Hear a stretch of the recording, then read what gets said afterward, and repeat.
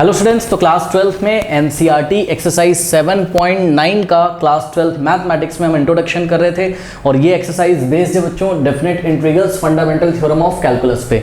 Last video में हमने आपको बताया था कि फंडामेंटल थ्योरम ऑफ कैलकुलस क्या होती है या fundamental theorem of integral calculus भी आप उसको बोल सकते हो, एरिया फंक्शन क्या होता है। ठीक है, तो इस वीडियो में बच्चों हम एग्जाम्पल नंबर 27 जो आपका पेज नंबर 336 पे गिवन है उसका एग्जाम्पल नंबर 27 का पार्ट 3 और 4 सॉल्व करेंगे। अगर आपको आता है तो आप नेक्स्ट वीडियो यानी कि आप एंड स्क्रीन पे, इस वीडियो के एंड स्क्रीन पे जो वीडियो आ रहा होगा वहां चले जाइए, आपको एक्सरसाइज 7.9 का सॉल्यूशन मिल जाएगा। अगर आपको इस चैप्टर का पूरा प्लेलिस्ट चाहिए बच्चों तो जाइए, नीचे कमेंट एक मैंने किया हुआ है, पिन कमेंट जो होगा वहां पे रीड मोर पे क्लिक करिए, आपको सभी चैप्टर्स के लिंक वहां पर मिल जाएंगे। ठीक है, तो ये मैंने नए बच्चों के लिए बताया और पुराने बच्चों को तो पता ही कि आज हमको एग्जाम्पल नंबर 27 को डिस्कस करना है। तो आइए बच्चों डिस्कस करते हैं एग्जाम्पल नंबर 27 पार्ट 1 पार्ट 2 हम पहले डिस्कस कर चुके हैं, अब लेते हैं हम पार्ट 3 को। तो चलिए बच्चों स्टार्ट करते हैं। सबसे पहले यहाँ पर आप फंक्शन देख रहे हैं क्या है, x upon x plus 1 into x plus 2। ठीक है, तो फंक्शन है हमारे पास यहाँ पर x अपॉन एक्स प्लस 1 और x प्लस 2। ठीक है, चलिए इसके पार्शियल फ्रैक्शन करते हैं, क्या हो जाएगा a अपॉन, पार्शियल फ्रैक्शन तो खूब पढ़ा है आपने, a upon x plus 1 plus b upon x plus 2। Partial fraction से इसको इंटीग्रेट करेंगे ना। नाउ दिस इम्प्लाइज यहाँ पे हो जाएगा x is equals to a into x plus 2 और plus b into x plus 1। Okay, अब इस इक्वेशन में एक बार x is equals to -2 put करिए, तो आप x इज इक्वल्स टू जब -2 पुट करेंगे, ठीक है, तो लेफ्ट में हो जाएगा क्या, -2 इज इक्वल्स टू -2 प्लस 2 0, ये खत्म हो जाएगा आपका -2 प्लस 1 -1 इंटू b क्या होता है -b, या फिर इसको आप b इंटू -1 भी लिख सकते हो ना, dividing by -1 both side.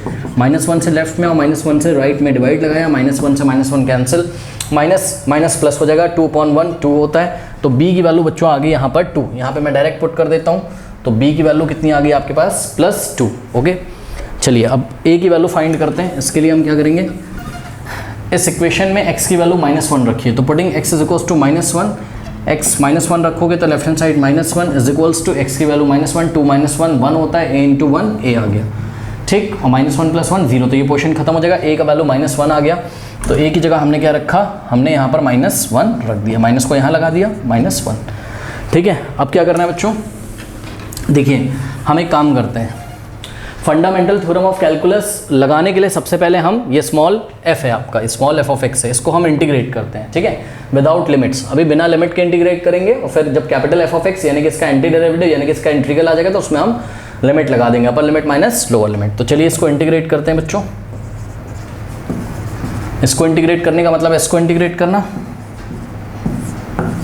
Okay, चलिए ये हो जाएगा -1 अपॉन एक्स प्लस 1 का इंटीग्रल होता है आपका log of mod of x plus 1 और प्लस यहाँ पर 2 है, 2 को आप बाहर भी लिख सकते थे, 2 को 2 इंटू 1 लिखते, यहाँ 1 आपको दिखता और यहाँ 2, तो 2 इंटू 1 अपॉन एक्स प्लस 2 का integral log of mod of x plus 2। Okay, साथ में कांस्टेंट c आता बट उसको हम नहीं लिखेंगे। ओके, तो ये जो आया है बच्चों ये क्या है, ये है आपका f ऑफ x। ओके, अब अप्लाइंग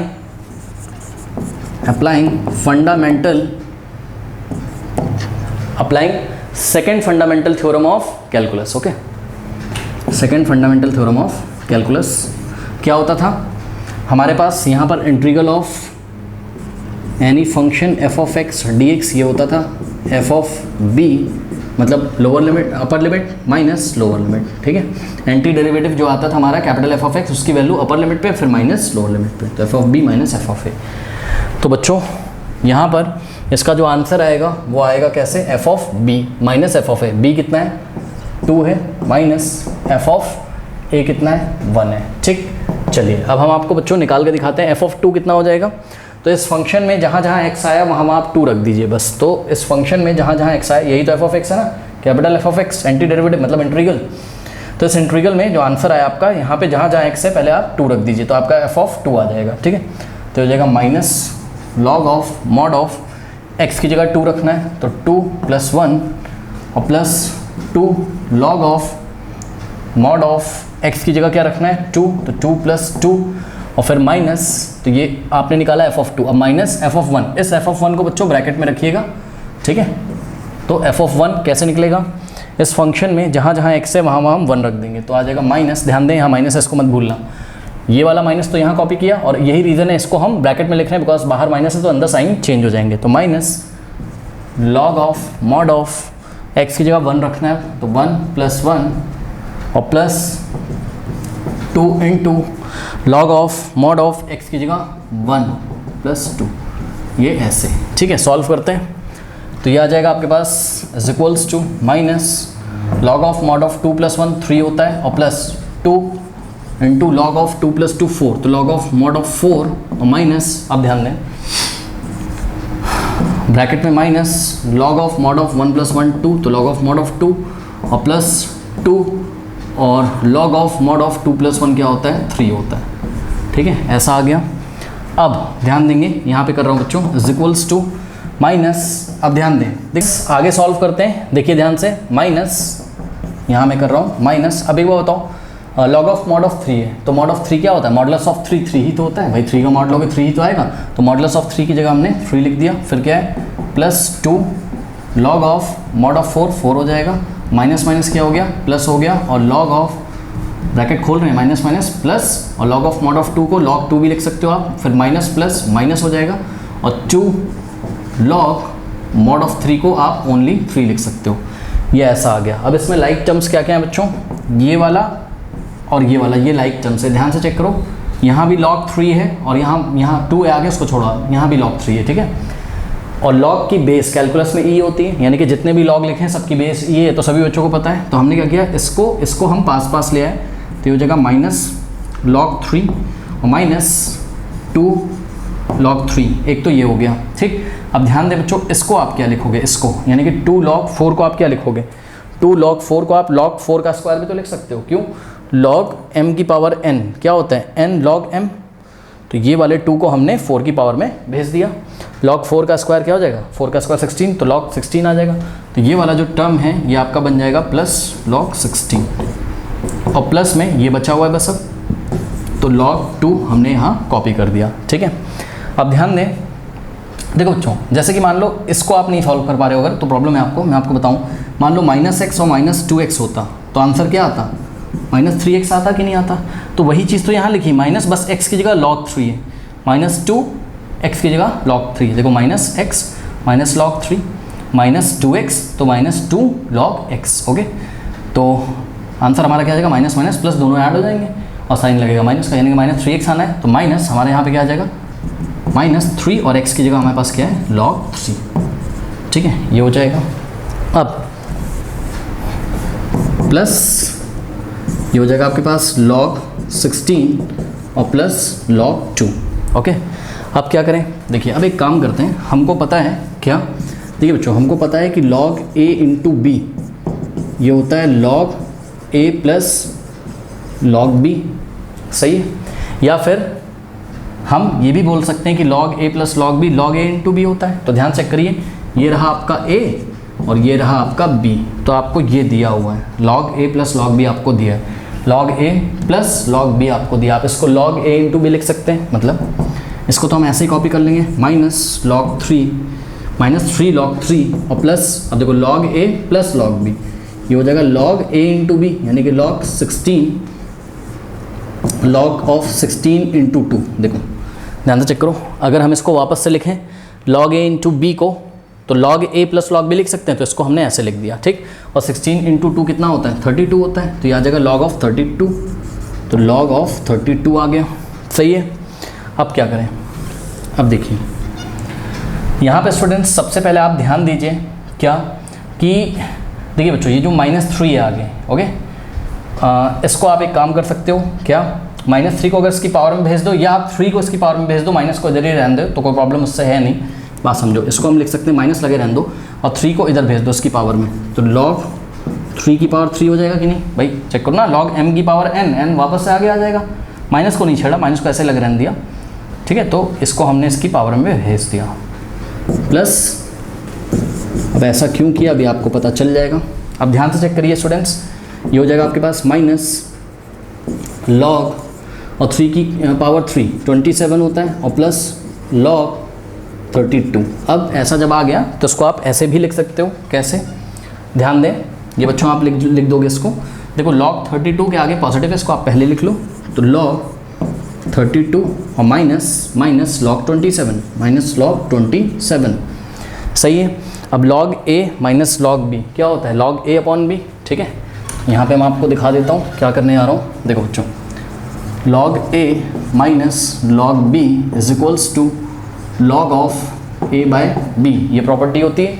यहाँ पे शर्त है कि log बेस e है, तो यहाँ भी log बेस e होना चाहिए, तो ये हो जाएगा log base e of a by b। यहाँ भी log में बेस e है और यहाँ भी log में बेस मतलब सेम होना चाहिए। e ज़रूरी नहीं कि e हो, बट कैलकुलस में बेस e होता है, हमें पता है। log 10 भी हो सकता है, 7 कुछ भी हो सकता है, बट यहाँ पर बेस क्या है, e है, तो दोनों log का बेस सेम है। तो log a minus log b क्या हो जाएगा, log a by b, log a by b, ठीक है। बस ये हो गया बच्चों आपका आंसर। अगर हम आपसे पूछें ये आपने क्या निकाला है, तो आप बोलोगे कि भाई ये हमने जो फंक्शन दिया हुआ था ना, तो इस फंक्शन का कोई ना कोई कर्व होता होगा, हमें नहीं पता, जैसा भी होता होगा, तो इस फंक्शन का जो भी कर्व होता होगा, उस कर्व का हमने एरिया निकाला है अंडर द कर्व दिस, मतलब ये जो भी था एफ ऑफ एक्स जो भी फंक्शन था, under this area under this curve bounded by what, bounded by this curve. और लिमिट्स क्या थी स्टूडेंट्स इसकी, लिमिट्स इस क्वेश्चन में थी आपकी x is equals to 1 and x is equals to 2, यानी कि bounded by area bounded by line x is equals to 1, line x is equals to 2, this curve and by the x axis. तो ये वाला area आपका आ गया है। ये area कितना है, log ऑफ 32 बाय 27। इसको अगर हम कैलकुलेटर से निकालेंगे log बेस e पे, तो भाई कोई तो नंबर आएगा ना, तो उतना एरिया हमने निकाल लिया अंडर द कर्व, ठीक है। तो ये मीनिंग होता है डेफिनेट इंटीग्रल निकालने का। ओके, कर लीजिए।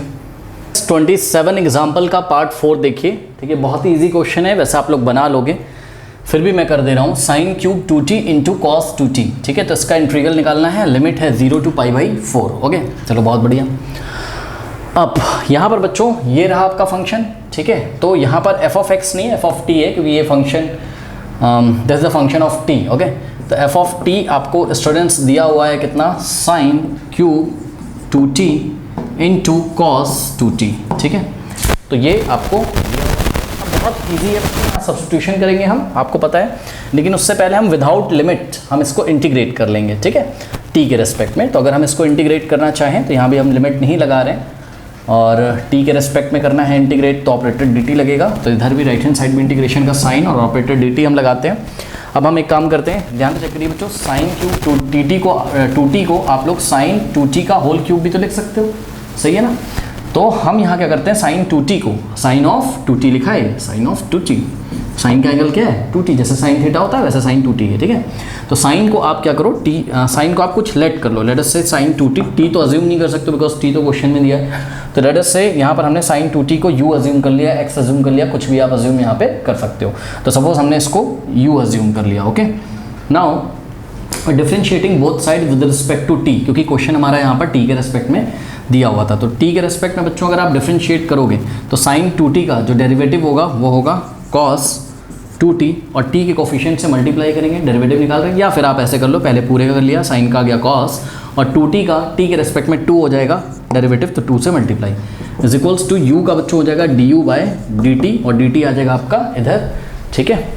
तो ये हो जाएगा आपके पास du बाय dt आ गया यहाँ, ठीक है। Now dividing by 2 both side, तो 2 से लेफ्ट में डिवाइड, 2 से राइट में डिवाइड, 2 से 2 कैंसिल, तो cos 2t dt is equals to, इसको आप 1/2 du भी लिख सकते हो, ठीक है ना। ये cos 2t लिखा हुआ है।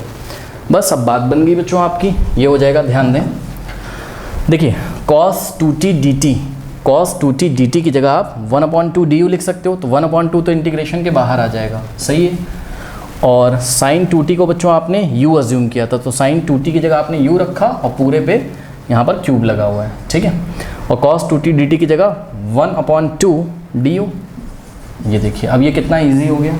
इसको आप u का होल क्यूब का मतलब u क्यूब, और u क्यूब का बच्चों हम लोग इंटीग्रेशन कर सकते हैं u के रेस्पेक्ट में, कुछ नहीं करना है। क्या हो जाएगा, u की पावर में 1 ऐड कर दो, यानी कि 3 + 1 4, और जो आ जाए उसी से डिवाइड कर दो, और ये 1/2 तो आगे मल्टीप्लाई है ही। तो ये हो जाएगा बच्चों u की पावर 4 × 1, ये u की पावर 4 ही हो जाएगा, और अपॉन में 2 4 = 8, जिसको आप ऐसे भी लिख सकते हो 1/8 × u की पावर 4। तो ये जो आया है इसको आप बच्चों पहले t के फॉर्म में चेंज करिए, है ना, बात समझिए जरा। इसको आप u के फॉर्म में नहीं छोड़िए, इसको आप t के फॉर्म में, मतलब जिस अगर x के फॉर्म में क्वेश्चन दिया होता तो हम x के फॉर्म में चेंज करते हैं, अभी t के फॉर्म में दिया है तो हम t के फॉर्म में इसको लेके आएंगे, इसको t का फंक्शन बनाएंगे। तो ये जगह 1/8 इंटू, अब ध्यान दें u की पावर 4 है स्टूडेंट्स, तो बहुत ध्यान से सभी बच्चे देखेंगे यहाँ पर। देखिए बच्चों, अगर हम u की पावर 4 लेना चाहें तो u की पावर 4 का मतलब देखिए ये क्या है, u की पावर 4 को आपने ऐसे लिख दिया, सही है, और u की जगह आप क्या लिख सकते हो, sin 2t। sin 2t को जो u अज्यूम किया था तो u की जगह हमने लिख दिया sin 2t और ये पावर में 4, सही है। अब ध्यान दें ये जो आया है स्टूडेंट्स यही तो आपका f of x है, f of x ना बोल के मैं इसको f of t बोलूँगा। ओके नाउ अब क्या करना है, अब इतना कॉपी करिए, हटा दूंगा, कॉपी करिए, कर लिया। चलिए अब देखिए स्टूडेंट्स, यहाँ पर हम applying second fundamental theorem of integral calculus, applying second fundamental theorem of integral calculus. क्या कहता था वो कहता था कि अगर आपको इंटीग्रेशन करना है किसी फंक्शन का फ्रॉम a टू b, और फंक्शन को अगर आपने स्मॉल f ऑफ t से चलो दिखा दिया है इस बार, ठीक है, तो f ऑफ t का जो एंटी डेरिवेटिव आएगा उसमें हमको क्या कर देना है, upper limit minus lower limit कर देना, अपर लिमिट b और लोअर लिमिट a, यानी कि f of b minus f of a, ठीक है। ऐसे करके एग्जाम में हम प्रेजेंट करेंगे। तो क्या हो जाएगा बच्चों, यहाँ पर हमारा हो जाएगा इंटीग्रल ऑफ लिमिट क्या है 0 से π/4, और ये स्मॉल f ऑफ t क्या है, ये पूरा फंक्शन है, यानी कि sin q 2t cos 2t dt is equals to f of t upper limit और यहाँ लोअर। अपर लिमिट कितनी है स्टूडेंट्स, π/4, यहाँ 0। ओके तो ये हो जाएगा आपका क्या, f ऑफ t की जगह π/4, यानी कि अपर लिमिट पे एंटी डेरिवेटिव की वैल्यू माइनस लोअर लिमिट पे एंटी डेरिवेटिव की वैल्यू, ठीक, ये हो जाएगा।